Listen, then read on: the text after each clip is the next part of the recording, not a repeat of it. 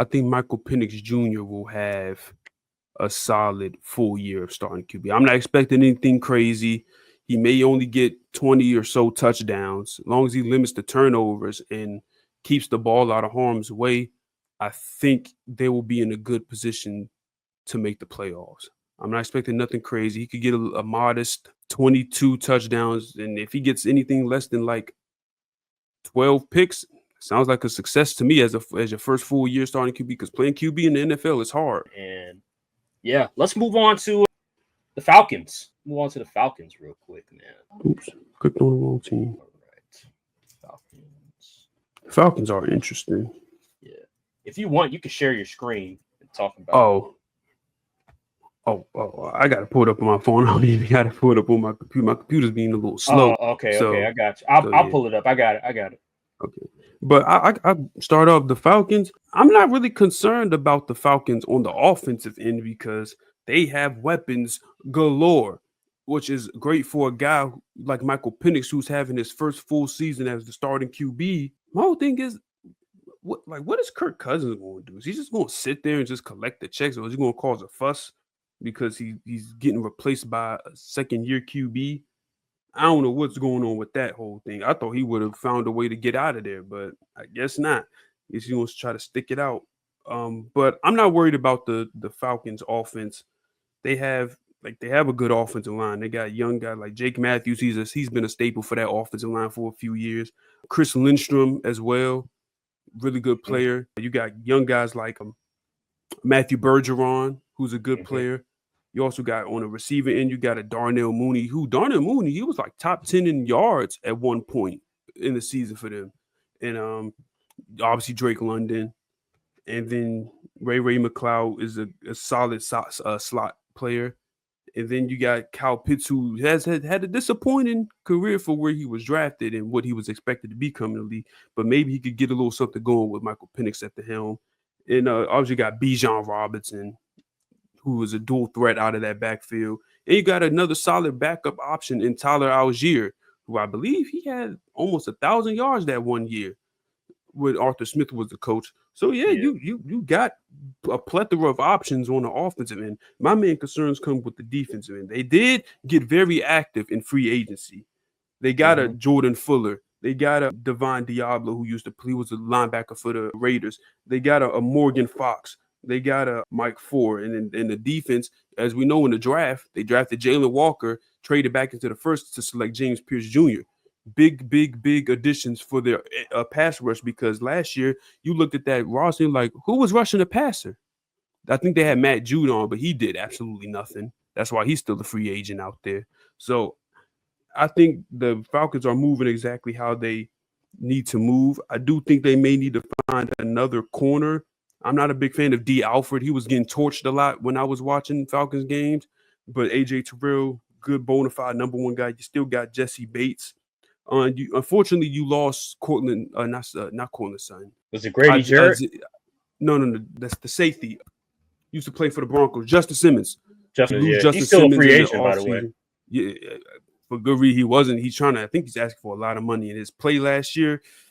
Not the greatest. He wasn't warranting the money he asking for. But yeah, I think the Falcons could be one of those teams where they're not going to be like world beaters or anything, but they'll look like a good team. As long as Michael Penix stays upright and the offense is clicking, I do believe they can win 9+ games. They added a lot of edge rushers. Leonard Floyd, Lorenzo Carter. They have a lot of edge rushers. So they're not going to be missing a whole lot when it comes to guys off the edge. My thing is, are you comfortable with their interior defensive line? Where are you in the interior defensive line? Oh, they lost Grady Jarrett? Yeah, they lost. He went to the Bears. Yeah, that's a big loss. I'm not. Yeah, honestly, their interior I'm not too enamored with personally. Hopefully, I'm not too sure about David Onyemata or whoever Kentavious Street is, or Morgan Fox. I think Morgan Fox, he played for the Chargers. Yeah, he was. Yeah. So I'm not sure how good he was, but yeah, it is a little concerning. I'm a little concerned about that, the interior presence. Because weren't you the person that said that interior defensive line is more important than edge. That's the one that is in a lot of hard to instances, scheme yes, against. yeah. Unless you got one of those top dudes like a TJ Watt or a Myles Garrett. Give me the interior guys that can cause mayhem over the edge any day. Where are you? Like, what is your feelings about the Falcons drafting? Because they went back-to-back edge. They went Jalen Walker at 15, and they went 26. They went James Pierce Jr. Did you think that was the right moves to make? Or do you feel like the Falcons should have went edge and interior defensive line? Where are you? How do you feel about those two? So, listen, if you're going to be a team, you're going to be aggressive, and you're going to trade up to get your guy, I'm not going to be too mad at you for doing so. We don't know what the concerns about James Pierce Jr.'s character is or anything like that. So we don't know if those are fabricated statements or even if they were even truthful. So, but the talent is undeniable. I know they say I think he might have an effort issue, like he may take plays off or something like that. But he's going to be like a rotational guy. Because I believe they still have. They got Leonard Floyd that they signed. Yes.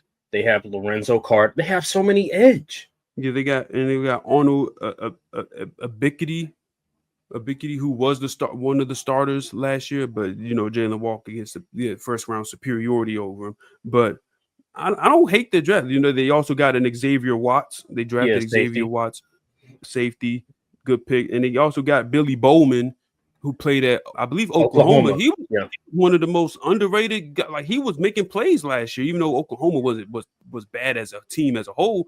Billy Bowman was out there making plays. He was really good in that slot. So I was surprised he fell as far as he did. So I think the Falcons had a really good draft. I think they had one of the better drafts in the league. Even though you gave up a little too much to trade back for James Pierce. Listen, there may be a possibility of a guy coming out next year that's as good as James Pierce Jr. And if the Falcons are expected to compete and win 9 games, they're going to be picking in that range anyway. And the only reason James Pierce fell that far was because of character concerns.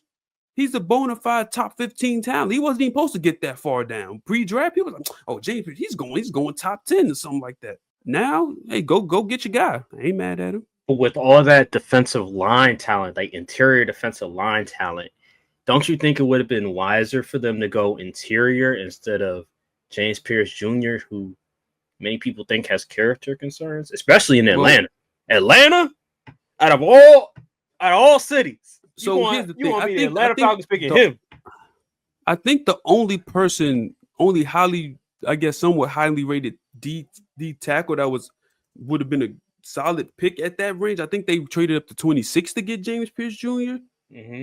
I think the only one that was like Tyleik Williams. I think all the other DTs was gone that people was like highly on, like the dude the Steelers drafted. He was gone. Derek Harmon, Derek Harmon.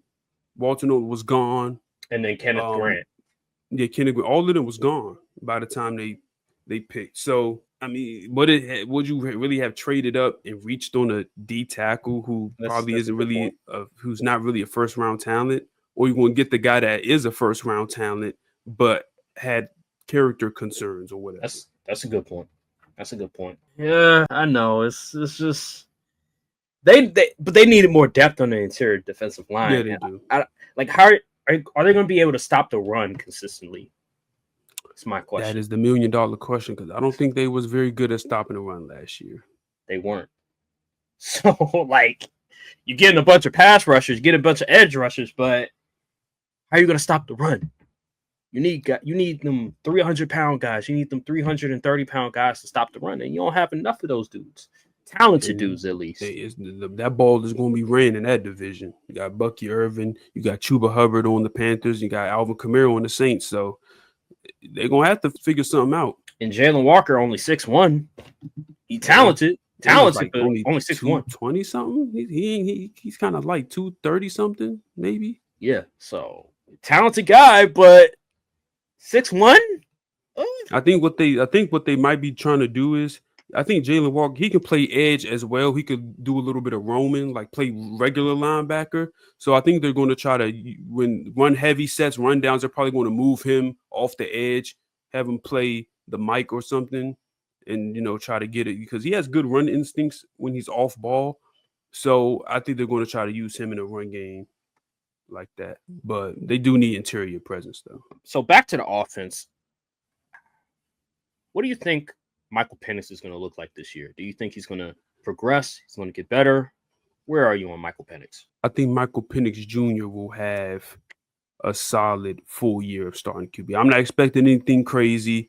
He may only get 20 or so touchdowns. As long as he limits the turnovers and keeps the ball out of harm's way, I think they will be in a good position to make the playoffs. I'm not expecting nothing crazy. He could get a modest 22 touchdowns, and if he gets anything less than like 12 picks, sounds like a success to me as your first full year starting QB, because playing QB in the NFL is hard. And so, yeah, I'm not expecting nothing too crazy. I'm not one of these unrealistic people that expect players to just go out there and light it up and have C.J. Stroud, Jaden Daniel type years. Like, no, that's just not the reality of the situation. So that's what I'm expecting, a modest season from him. Where are you when it comes to Zach Robinson and Raheem Morris as coaches? Are you confident in them, or are you a bit skeptical? Zach, I think they can do good enough. I think they can do a good enough job, because towards the end of the year, they started to get their groove. They started hitting their stride a little bit, and they may not have been winning a whole bunch. They were competitive, and they were bringing it to teams game after game. So I expect them to build on that momentum and go out. They got to win. They got to win, man. Like, honestly, Raheem Morris has a plethora of, like, the front office is doing their job. They're doing their part. Phone Note is doing their job, acquiring talent for you to utilize. You got to go out there and win. Point blank, period. I know you got technically a borderline rookie QB starting for you, but at the end of the day, the owners, GM, they don't care. Terry Phone Note, he trying to win. Yeah, that's a nice stadium they got. They want it filled up. They don't want to have to put artificial crowd noise. If I remember correctly, I remember there was some skepticism towards the end of the season of Raheem Morris and his in-game adjustments.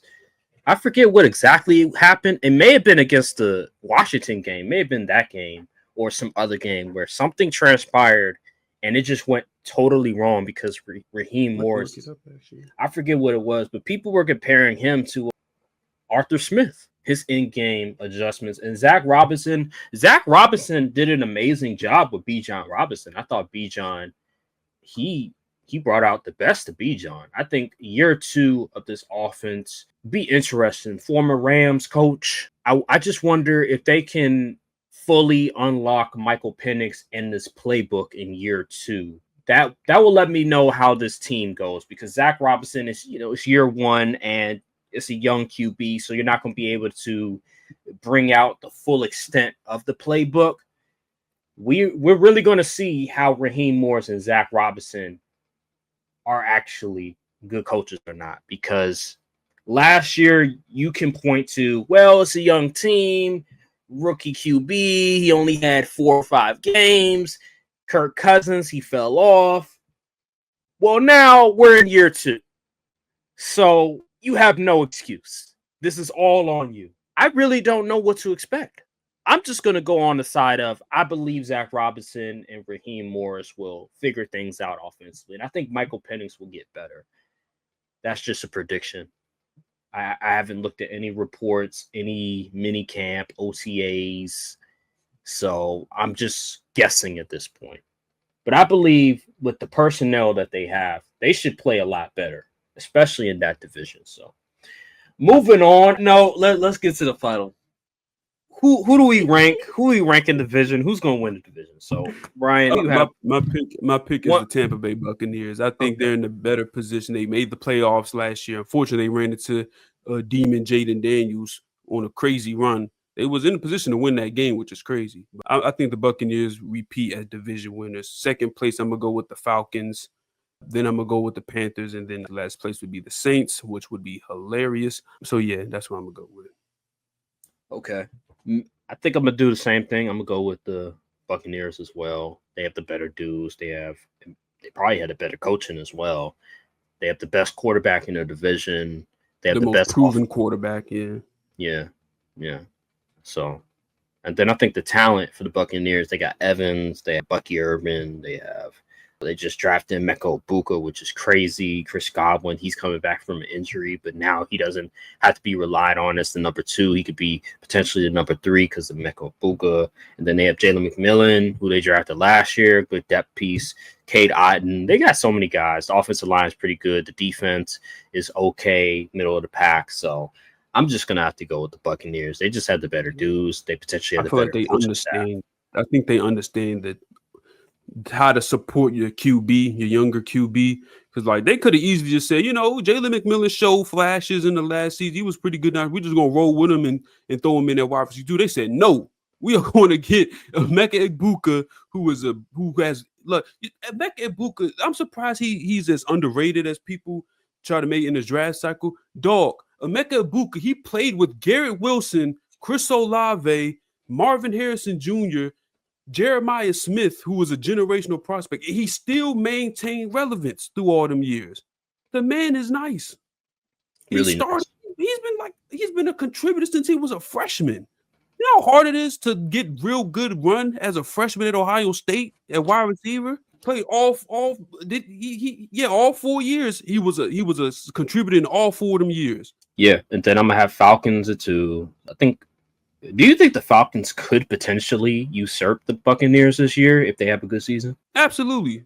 But the reason they probably won't is because the defense. Yeah, and the coaching staff as well. I don't know if Raheem Morris and Zach Robinson will be better than Todd Bowles and Grizzard. So I don't know. In Carolina, there's still question marks on the offense. Receiving core, we have no clue really. And defensively, it's like, they still got a lot to work. They're going to be able to run that pill. Yeah. And then the Saints, we already know. They're a lost cause. Yeah. They're a lost cause. So anyway, it seems like a repeat of last year. Derek Carr was like, he said, tore my shoulder or something. All right, I'm retiring. Thanks for the money. Hey, at least they got off of Derek Carr. True. But what is their one bright spot of the offseason? We got rid of Derek Carr. Woo. What is their other option? All right. Oh my gosh. What else? What else is there? I think that'll do it.